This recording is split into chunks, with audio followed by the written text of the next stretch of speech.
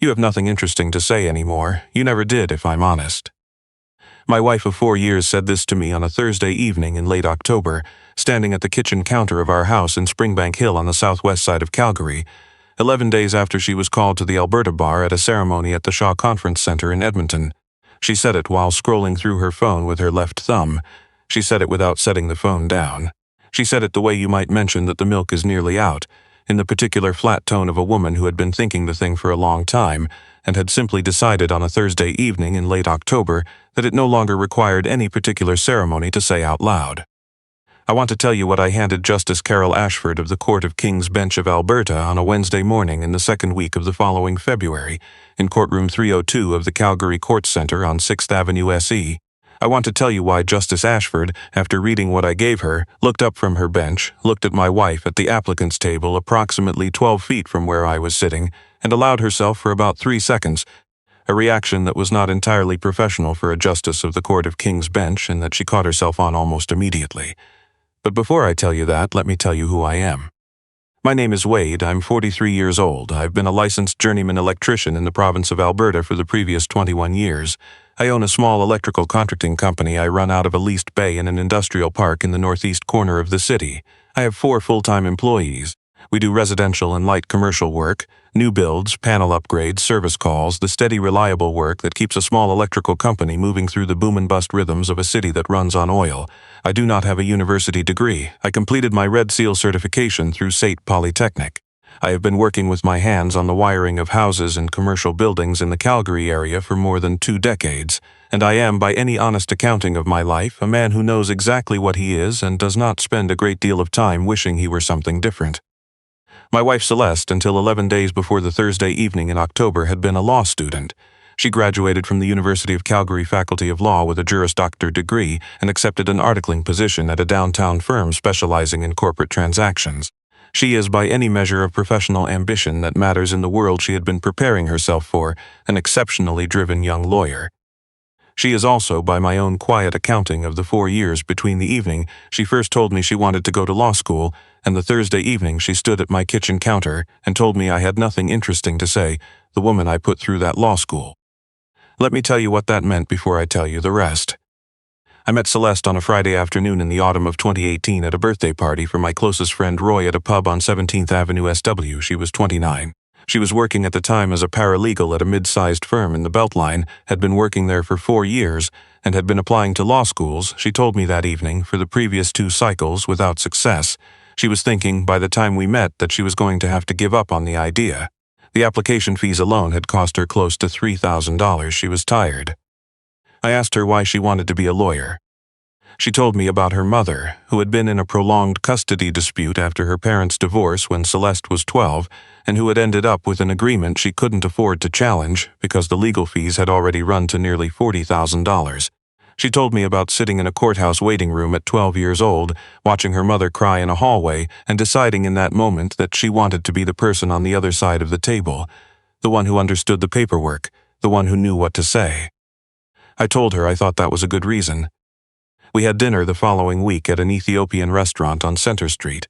She told me she'd looked into reapplying, but that between her student loans from her undergraduate degree and her rent and the cost of living in Calgary, she genuinely could not afford another application cycle. I told her I would cover the application fees. She told me not to be ridiculous. I told her I owned my truck and my tools outright, that my business had had a good year, and that the application fees were not going to change anything about the practical shape of my life. She applied. She got into the University of Calgary. She started law school the following September. A JD in Alberta runs 3 years. The tuition at U of C was just under $22,000 a year. The government student loan program, the NSLSC, covered a portion of it. The rest, along with her rent on a 1-bedroom apartment in the Beltline, her books, her bar prep fees, and the particular accumulation of expenses that a law student runs up without quite tracking how quickly, came out to a gap of roughly $44,000 a year. I covered the gap. I covered it for 3 years. By the time she graduated, I had transferred approximately $138,000 into an account in Celeste's name at TD Bank, in monthly amounts from my business account at the same institution. We got married during her second year of law school in June at a small ceremony at a venue in Canmore with 41 people in attendance, her parents in from Red Deer and my parents driving down from Fort McMurray. It was a good day. She cried at the altar in the particular unguarded way a person cries when they are not performing an emotion but simply having it. I want to tell you about the card before I tell you about the kitchen in the courtroom and what Justice Ashford read. Celeste gave me a birthday card during the second semester of her first year of law school. My birthday is in March. She drove from the Beltline to Springbank Hill on a Saturday afternoon to give it to me in person. She had been in the middle of her first set of final examinations and I hadn't seen her in 10 days. She looked tired in the way a first-year law student looks tired in March. The particular exhaustion of someone who has been running on adrenaline and library coffee for 2 months and has just started to feel the weight of it. She handed me the card at the door. She watched me open it. Inside the card, in her own handwriting in blue ballpoint pen, below the printed message, she had written 2 paragraphs. The first paragraph was a birthday message. The second paragraph said this: "Wade, I need to write something down while I'm the person I am right now, because I want to be accountable to the person I'm trying to become. You are paying for this degree. You did not have to do that. You have never made me feel, for even a single day, like it is anything other than freely given. I know what that means, and I don't want to forget that I know it. If I ever finish this degree and decide, for whatever reason, that you are not the person I want to be with, I want the version of me that makes that decision to understand clearly that she does not get to leave with anything you built. Not the house. Not the business, not a cent of support. She pays back every dollar you put into this degree with interest before she walks out any door. I am writing this down because I love you and because I want to be held to it if I ever stop being the woman who does. Celeste, March, first year." She signed it. She dated it. I read it twice standing at the front door. I told her she didn't need to write something like that. She told me she knew. She told me she was writing it for herself, not for me, because she wanted there to be a record of who she was at that moment in case she ever became someone she was not proud of. I told her I understood. I put the card back in the envelope. I kept the envelope in the drawer of my nightstand for several months before I moved it to the filing cabinet in the office I keep in the spare bedroom, where it had been sitting for the previous 3 years when she stood at the kitchen counter on a Thursday evening and told me I had nothing interesting to say. The changing had started during her articling year. Articling in Alberta runs 10 months, and Celeste articles were at a firm in the core, a floor of glass and dark wood above Stephen Avenue, the kind of firm where the senior partners had their degrees from U of T or Osgood, and where the people Celeste was spending her evenings with had grown up in households where law school was not an ambition but an assumption. She began to come home differently, not all at once. The way the light changes in September, you don't notice it day by day, but one evening you look up and realize it's dark an hour earlier than it was, and you can't quite remember when that started. She stopped asking about the business. She began responding to things I said at dinner with a kind of careful patience that is worse than irritation, because it means the person across from you has already decided the conversation is beneath them and is simply waiting for it to end. I noticed it. I did not say anything. I thought it was the pressure of articling. I thought she would come back to herself. She did not come back. On the Thursday evening in October, I came into the kitchen to ask if she wanted to drive to Red Deer that weekend to see her parents. I had not finished the question. She did not look up from her phone. She told me I had nothing interesting to say and never had. She set her phone on the counter. She told me she had been in contact with a family law lawyer for the past 2 months and that she would be filing an application for divorce by the end of the week. She told me her lawyer would be seeking an equal division of family property, which in Alberta includes business assets, and spousal support of $2,800 a month for 7 years. She picked up her phone. She walked out of the kitchen. She stayed at a friend's condo in Mission for the rest of that week and did not come back to the house. I called Glenn Nakamura the next morning. Glenn is 54 years old. He has been a family law lawyer in Calgary for more than a quarter century, the kind of lawyer who handles files with the quiet efficiency of a man who has seen every version of every situation at least 3 times and who does not, when you sit across from him in his office on 8th Avenue, appear surprised by anything. He was referred to me by my accountant. I drove downtown. I sat across his desk. I told him about the card. His expression shifted in a way I had not seen it shift in the 20 minutes I'd been sitting across from him. He asked me where the card was. I told him it was in the filing cabinet in the spare bedroom. He told me to go home, photograph it clearly, and send the images to him through his firm's secure client portal. He told me to keep the original somewhere safe. I did exactly that. He called me the following evening. He told me the card was a clear written acknowledgement that could be entered as evidence in the matrimonial property proceedings, and that any justice of the Court of King's Bench was going to find it directly relevant when evaluating a claim for spousal support and division of business assets. He told me to wait. I waited. I spent the next 5 weeks working my regular schedule, service calls in Tuscany, a panel upgrade in Seaton, a new build in Mahogany, the steady, reliable work of running a small electrical company in a city that is always building something. I drove to jobs in the mornings with the radio off, which is something I do when I am working through something that requires more quiet than sound. I thought about Celeste at 29 in the pub on 17th Avenue, telling me about her mother in a courthouse hallway. I thought about her at 31, standing at my front door in March, handing me a birthday card and watching me read it. I thought about her at 33, crying at the altar in Canmore in a way I had not seen before or since. I thought about her at 35, coming home from articling at 9 in the evening and eating dinner standing at the counter because she was too tired to sit down, and how I would take the plate from her when she'd finished and wash it while she went upstairs. I thought about who wrote that card. And I came to a conclusion on Deerfoot Trail southbound on a Tuesday morning in November. The conclusion was not about Celeste, it was about the card. The woman who wrote it had asked me to hold her to it. She had written it down specifically because she did not want to become someone who walked away without accounting for what had been given. She had written it so that if she ever became that person, there would be a record. I was going to honor what she asked. I was not going to let that version of her disappear without a witness. I called Glenn on the Friday before the hearing. I told him I wanted to enter the card into evidence not as a weapon, but as the document Celeste had asked me to preserve, the promise she had made to herself in a first-year law student's apartment on a March afternoon when she was still the person she was trying to become. Glenn was quiet on the phone for a moment. He told me it was the most unusual instruction he had received from a client in a contested family law file in some years. He told me he understood it. He entered it into the record.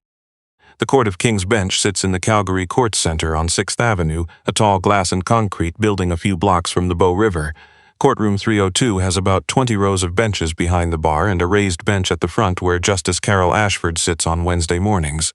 Justice Ashford is 61 years old and has been on the bench for 17 years. She has the particular manner of a person who has listened to a very large number of people say things that are not entirely true under oath and who has developed over 17 years a finely calibrated tolerance for it. I sat at the respondent's table with Glenn to my left. Celeste sat at the applicant's table with her lawyer, a woman named Heather from the Kensington firm, approximately 12 feet to my right. Celeste did not look at me when she came in. She did not look at me during Heather's opening summary, which outlined the application in the careful, even language of a lawyer who has been told by her client that this will be straightforward. Glenn stood when it was our turn. He told Justice Ashford that the respondent was entering one piece of evidence into the record. He described it as a handwritten document from the applicant to the respondent, written and signed by the applicant, and dated during the first year of her legal education, which spoke directly to the matters before the court. He told Justice Ashford the document spoke for itself. He walked the card to the clerk. The clerk brought it to the bench. Justice Ashford opened the envelope. She removed the birthday card. She opened it. She read the printed message. She read the first paragraph. She read the second paragraph. She read it again. She looked at the signature. She looked at the date. She looked at the line that said, in Celeste's own handwriting in blue ballpoint pen, "She does not get to leave with anything you built." She looked up. She looked at Celeste at the applicant's table. What Justice Ashford allowed herself for approximately 2 or 3 seconds was a very small and very controlled expression that was not quite a smile and not quite a laugh but was somewhere in between, the expression of a person who has just read something that surprised them in a way they had not been surprised in a long time. She caught it almost immediately. She set the card down on the bench. She asked the clerk for a glass of water. Then she asked Celeste's lawyer whether the applicant had been aware, prior to the entry of this document into evidence, that the document existed. Heather looked at Celeste.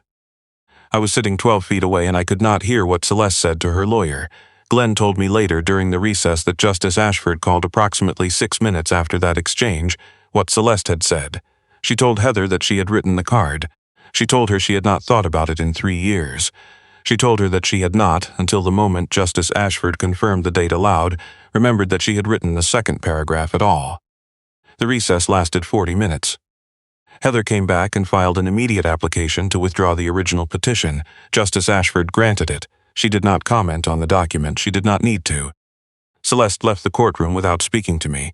Glenn and I walked out of the Calgary Court Center into a bright February morning, the kind of cold, clear Alberta winter morning where the sky is a shade of blue that seems almost too sharp to be real, and he told me he would handle the rest. I drove back to Springbank Hill and went out on a service call that afternoon. 3 weeks later, Celeste filed a new application through a different lawyer. The new application did not seek division of business assets. It did not seek spousal support. It sought a straightforward divorce on the grounds of breakdown of the marriage, with each party retaining their individual property. Glenn reviewed it. We did not contest it. The divorce was finalized 4 months after that. The $138,000 I transferred into that TD account over 3 years is, under the terms of the consent order, money I have no expectation of recovering. I find that I do not particularly think about it. I was having breakfast at a Tim Hortons on Barlow Trail about 6 weeks ago when Roy sat down across from me. Roy is 46. He has been my closest friend since we were both 13, sitting in the same grade 8 class in the northeast part of the city. He runs a plumbing company and has been married to the same woman for 19 years. He ordered a coffee and a breakfast sandwich and looked at me across the table the way he has always looked at me when he wants to ask something but is waiting to see if I want to be asked. I told him I was doing all right. He told me he was glad to hear it. We ate and talked about his oldest son, who had just started an apprenticeship in pipe fitting. We talked about a hockey pool we'd both been neglecting since October. We talked about nothing in particular for about 40 minutes, which is something that only works with a person you've known long enough that the silences between topics carry their own kind of meaning. He shook my hand in the parking lot. He told me to call if I needed anything. I told him I would.